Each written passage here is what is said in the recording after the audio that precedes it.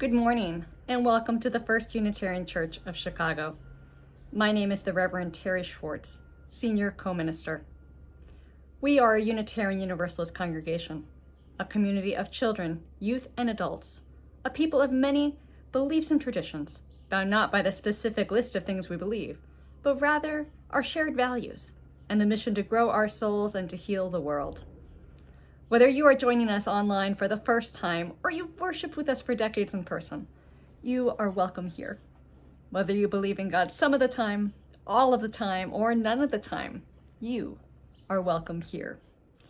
No matter how much money is in your pocket, no matter if you have a PhD, a GED, or no degree, you are welcome here. We are a people of many races and beliefs. We are a people of many genders and sexual orientations. All of you is sacred. All of you is welcome. You belong here. Due to the coronavirus pandemic, we must distance ourselves physically, but we can stay connected. Like, comment, and share here on YouTube, explore the library of videos on this channel, and follow us on Facebook, and sign up for the weekly email from the church office. That's officed at FirstU Chicago, FIRST, the letter U, Chicago.org. Throughout today's service, you can interact with one another through the comment section.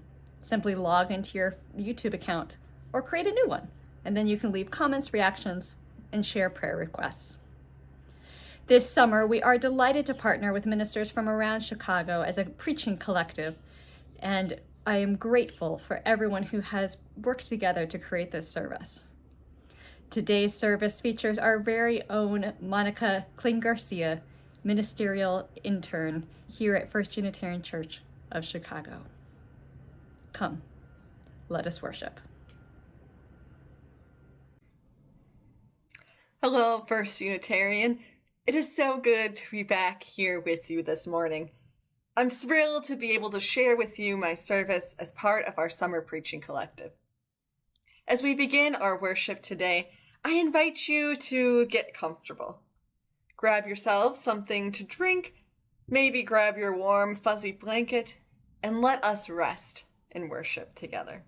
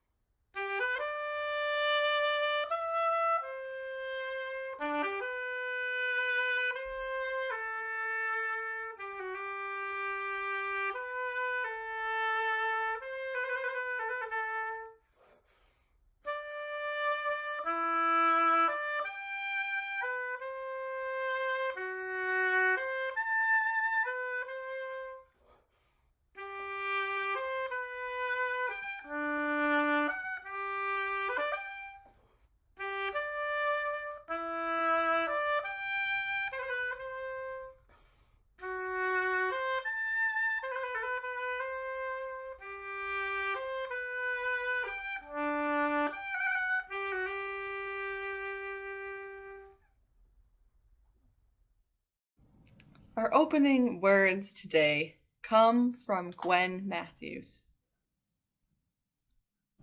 Feel that each breath, every inhale, every exhale, we are living, breathing, connected. We are the whole, complete, beautiful selves that we were born to be. Feel that in your bones, in your muscles, in your heart and your blood. That is the extraordinary you, the you who was born for this time, this place, this moment. Feel that, the struggle, the worry, the pain, the loss, the grief. It is still you.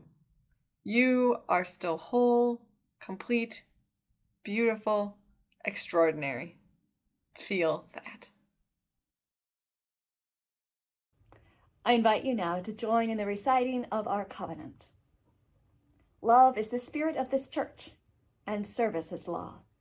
This is our great covenant, to dwell together in peace, to seek the truth in love, and to help one another. I invite you now to greet one another warmly in the chat box of friendship.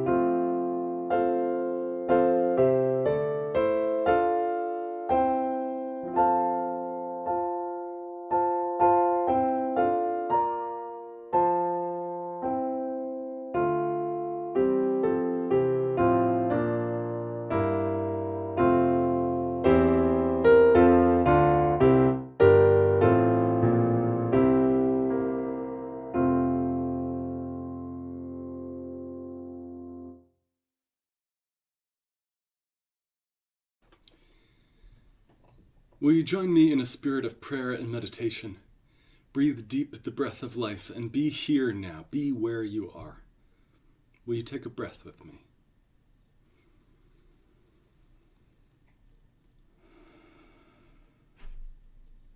And another.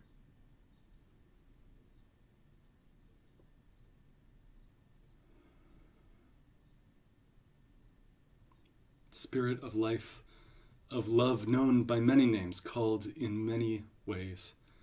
Our prayer today, our hope today, is to break out of the walls of our own self, to break free of our isolation, to set down our resentments and our anger, all those things that keep us trapped inside ourselves, and to pause and rest a moment and be held.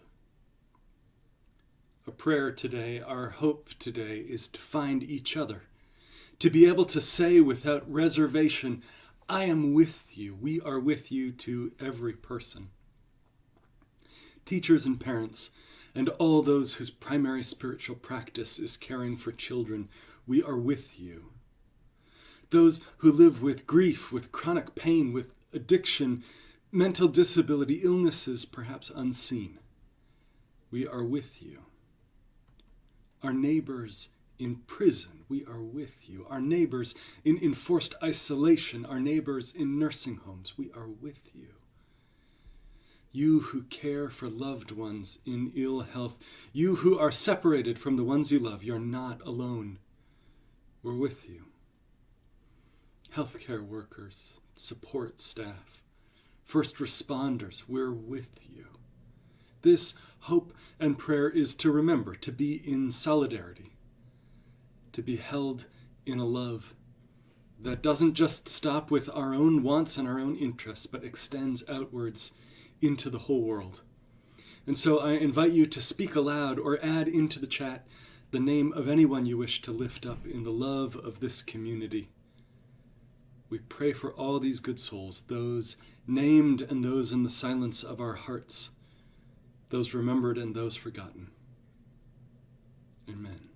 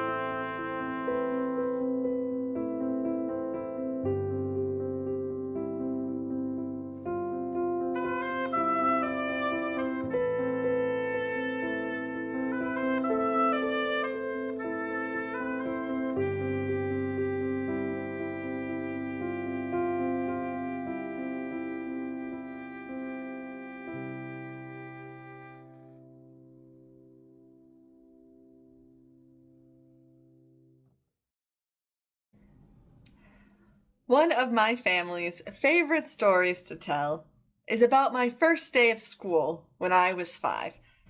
It was a well-known fact that for my entire life, I love sleep.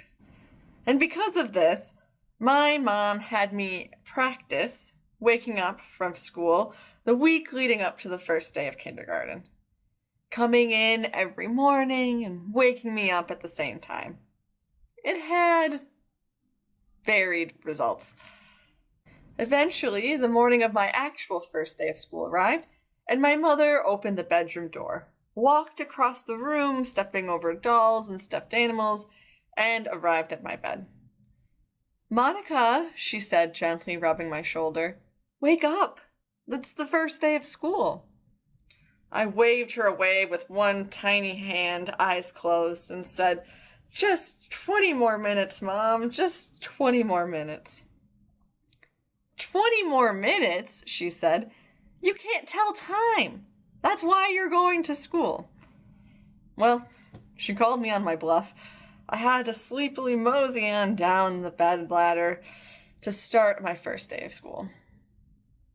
Now, in present day, I am still a fan of the extra 20 minutes of sleep. My husband can attest to my frequent use of the snooze button, but that extra sleep is paired with something new, and that is guilt. I often feel guilty for taking that extra rest and not waking up super early with the first alarm to be the most productive person that I can be every day. When the pandemic hit and people were asked to shelter in place, I heard similar sentiments from people in my community. "I'm so tired, but I should be doing more. I've done some things around the house, but not as much as I should. I really need to be more productive." Our society, which values work and capitalism, can make us feel like our self-worth is directly correlated with what we can produce. That our bodies and our minds must always be streamlined and efficient. Well, today I'm here to tell you that is just not true. And I'm going to take it one step further and say that all of us deserve and need rest. Now, I'm not saying that we should never do any kind of work again, but I am suggesting that when we allow ourselves to recharge and heal through taking intentional breaks, we can go back to our work energized to live out our 7 principles in the world. Taking a day of rest is not something that is completely new to Unitarian Universalists or other faith traditions, as many observe a Sabbath as a day of rest in the community. Our Christian roots connect us to the Sabbath practice of resting on Sunday, a symbolic day of how God rested on the 7th day of creation in the Bible. Today, it's difficult for us to imagine having an entire day like that, but we can use the time in church as time to tend to ourselves and our spirit in a busy week. It's amazing how hard it is for us to find time to stop or slow down when it is one of our basic needs. Besides food and water, our bodies need sleep and rest to function. Therefore, the power of taking that time is significant. So what does it mean to rest? How do we do it? The first way that we can rest is sleep. It helps our bodies grow and heal, while also provides our minds time to process. When we get a full 7 to 8 hours of sleep, our memory can improve long term. A 20-minute nap can restore your tired self for the rest of the day. While sleep is one of the first ways that we think of when it comes to rest, sliding into bed and taking a nap is not the only way. Resting can be as simple as just stopping whatever we are doing and listening to ourselves, or doing something that we enjoy without the need to feel productive. One way that we can simply just be in our daily lives is through mindfulness, the practice of simply observing the present moment.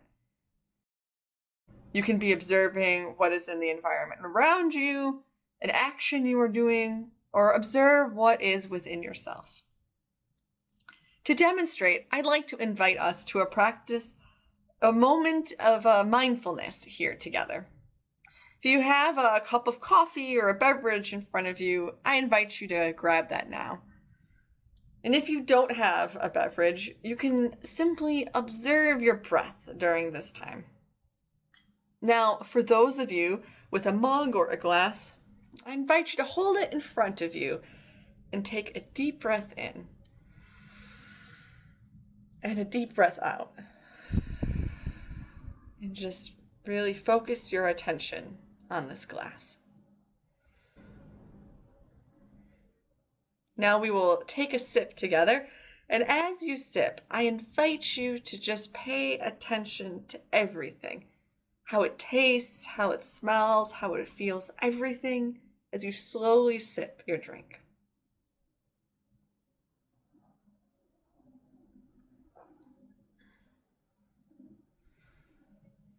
And just take in everything that you notice.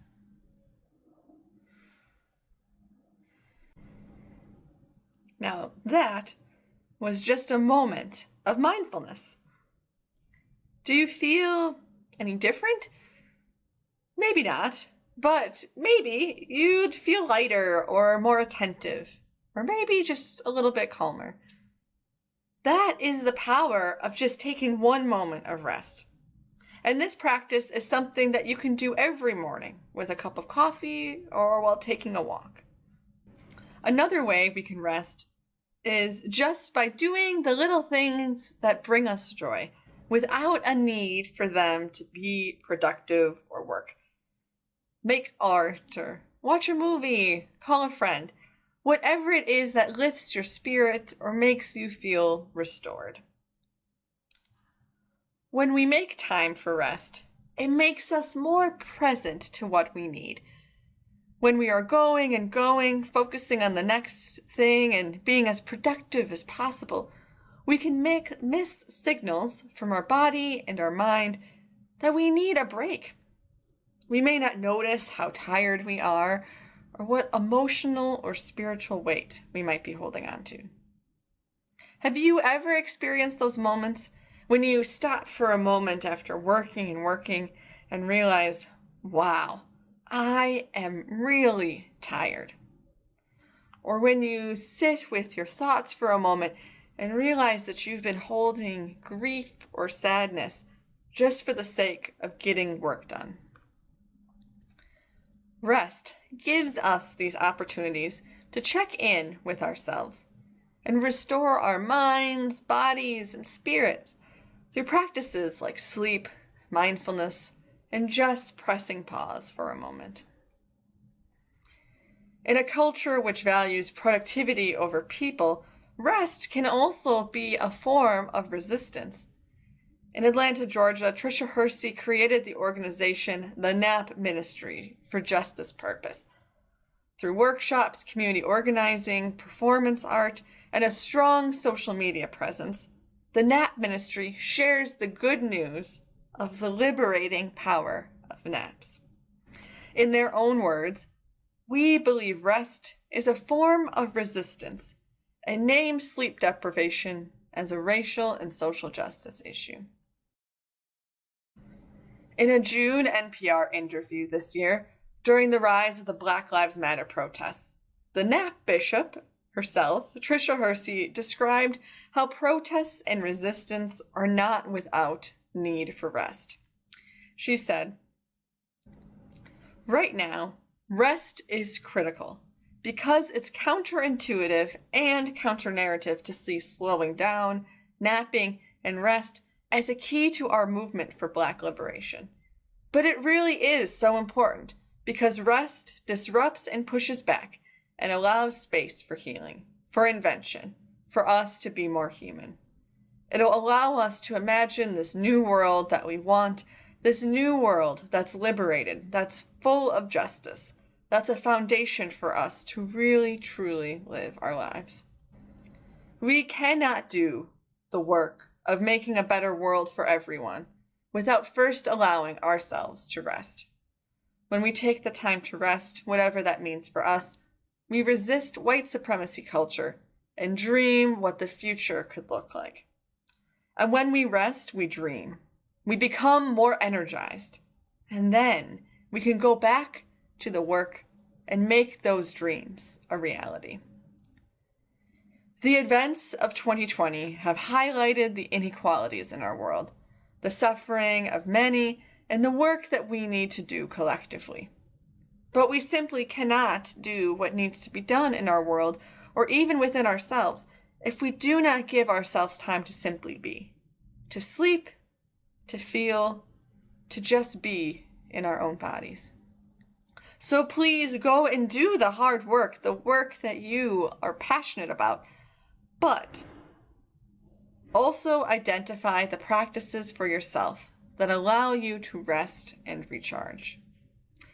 Let's promise here today to give ourselves permission to take those naps, meditate, drink some tea, or whatever it is that makes us feel rested and restored. Let's give ourselves the 20 more minutes of sleep. The world so needs us, the work of this church, a church who can change the world because they take the time to rest and to dream.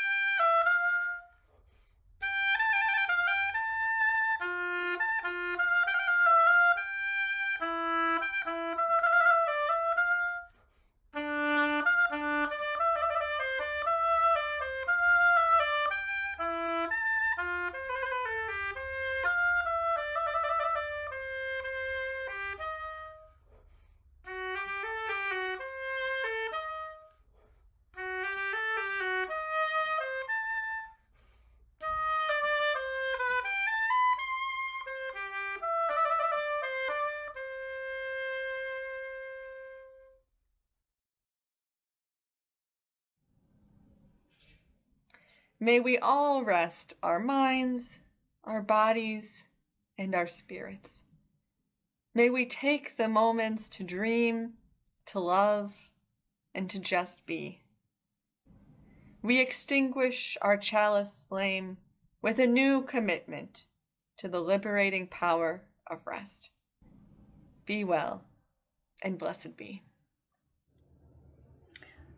I want to extend sincere gratitude to the many hands who brought this worship service together. Colleagues, congregants, staff, musicians, those who manage our administration and finance so that we can pay the bills and keep worship services coming to you.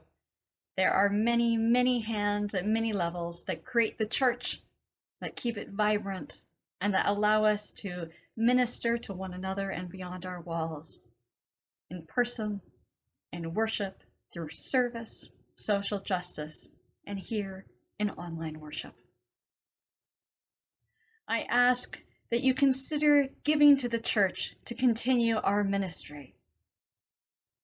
Everything here is fully self-supported by our members and friends, whether that's the electricity in the building, our Wi-Fi service, video editing software, or any of the other ministries and work of the church, whether that be mundane or spectacular, is all made possible by the generosity of our members and friends. I ask that you now give as generously as you are able, following the instructions on the screen. And may we, as the congregation and the church, be worthy of your gifts. Go forth in peace. Amen. And thank you.